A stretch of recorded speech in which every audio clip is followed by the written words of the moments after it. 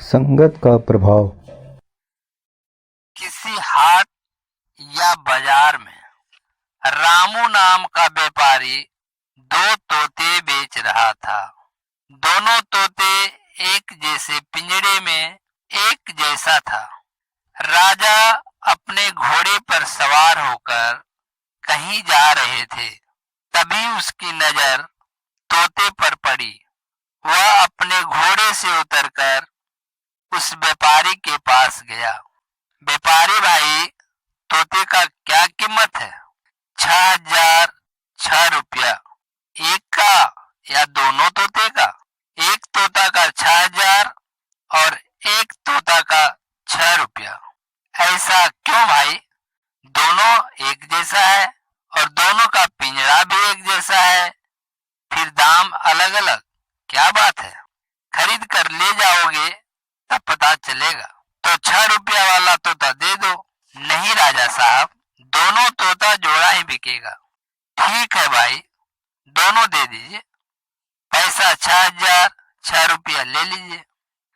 राजा अपने घोड़े पर सवार होकर तोते को लेकर महल आता है और सेवक को तोता का पिंजरा रखने के लिए देता है।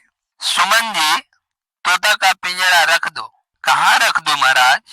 6,000 का तोता मेरे सोने के कमरे में रख दो, क्योंकि देखते हैं कि वह क्या करता है। और 6 रुपया का तोता बाहर बरामदा में रख दो। इस तोता का कल चेक करेंगे। सुमन जी, ठीक है राजा साहब, आपकी जैसी इच्छा। सुमन कमरा में 6,000 वाला तोता रख देता है और बरामदा में 6 रुपये का तोता रख देता है। राजा साहब रात में सो जाता है। 4 बजे सुबह जब वह उठता है तो तोता बोलता है, राजा साहब, जय सिया राम, ब्रह्म मुहूर्त है, जागो, भगवान का ध्यान लगाओ, सीताराम सीताराम। राजकुमार, अब सोने का वक्त नहीं है, सोने का वक्त खत्म हो चुका है। जय सिया राम, जय सिया राम, श्री राम जय जय राम, श्री राम जय जय राम। अब जाओ, स्नान करके अपना काम करो। अरे 6,000 अदा हो गया। यह तो बहुत ही समझदार तोता है।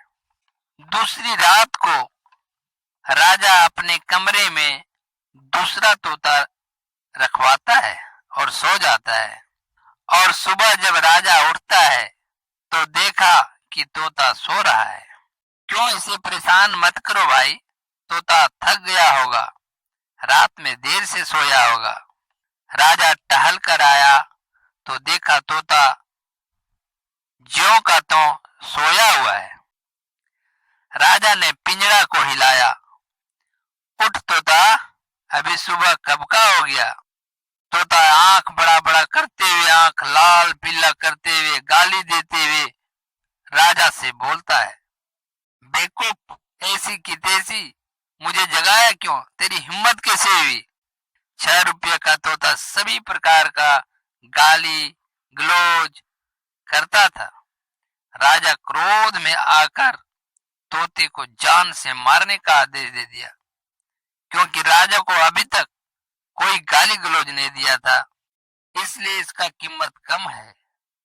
ये तो एंड बंद बोलता है और सुबह 7 बजे तक सोता है। लाओ इसे मार दो महाराज। मत मारो, मत मारो राजा साहब, इसने जो गलती किया है मैं क्षमा मांगता हूँ। ये तोता और कोई नहीं है, यह मेरा छोटा भाई है महाराज। हम दोनों सगे भाई हैं। सगे भाई हैं तो ये बहुत नालायक है, इतनी गंदी गाली दिया मैं सह नहीं सकता हूँ। राजा साहब, इसकी गलती नहीं है। इसकी गलती नहीं तो क्या मेरी गलती है? आपने गलती नहीं की है और ना ही इनकी गलती है महाराज। मैंने बैठे बैठे जो भी भजन सुनाया वह मेरी बढ़ाई भी नहीं है, तो ऐसा क्यों अंतर है? राजा साहब, हम दोनों का साथ साथ जन्म हुआ था। बचपन से मैं महात्मा के साथ आश्रम में रहता था। महात्मा सुबह सवेरे उठता था, भगवान का भजन गाता था। मैंने वहां भजन सीखा और ये बचपन से एक दोस्त के घर गया था। उसके घर रोज लड़ाई झगड़ा गाली गलौज होता था।